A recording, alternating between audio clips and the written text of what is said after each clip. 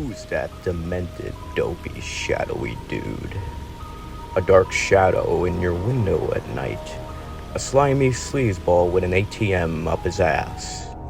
It's the new villain of the century in the mainstream music industry. Sean Combs, Puff Daddy, P. Diddy. How many fucking names do you need before you pick one?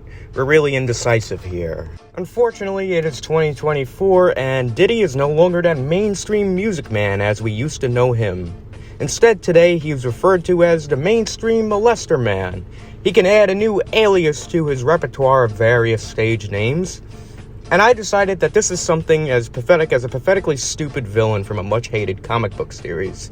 We will now call him the Diddler. An obvious parody on the Riddler, but seeing as how the Riddler used question mark symbols for his logo, I figured we need to give Diddy and his most recent accusations and allegations and obvious proof against him in court, we need to give him a unique symbol. So I came up with this. This symbol will now light up the very aura of his footsteps whenever he's out and about. It looks a bit like an owl and a shush icon, though that owl is reminding me of something else.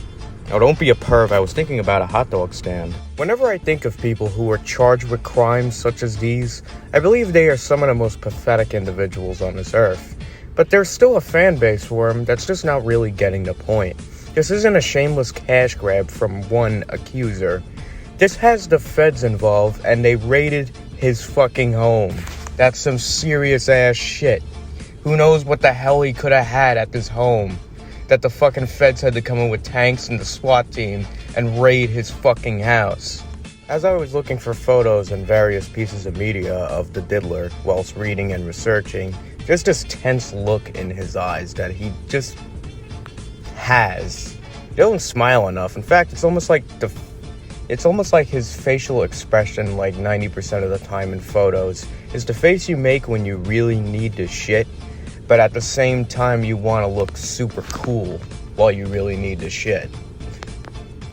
Overall, hopefully this is an open and shut kind of situation. Until then, until more and more people start to come forward, maybe the Diddler might actually see some jail time. But right now it looks like $1 million settlements out of court for each accuser, as the Diddler retreats to the shadows to silently burn his hard drive. You know that unnerving feeling you get in your mind when you know something about a certain individual, and as you stare at a photo of them, you start getting this really tense feeling in your gut? It's like whenever I drove past the Amityville Horror House on Long Island, not too far from where I live.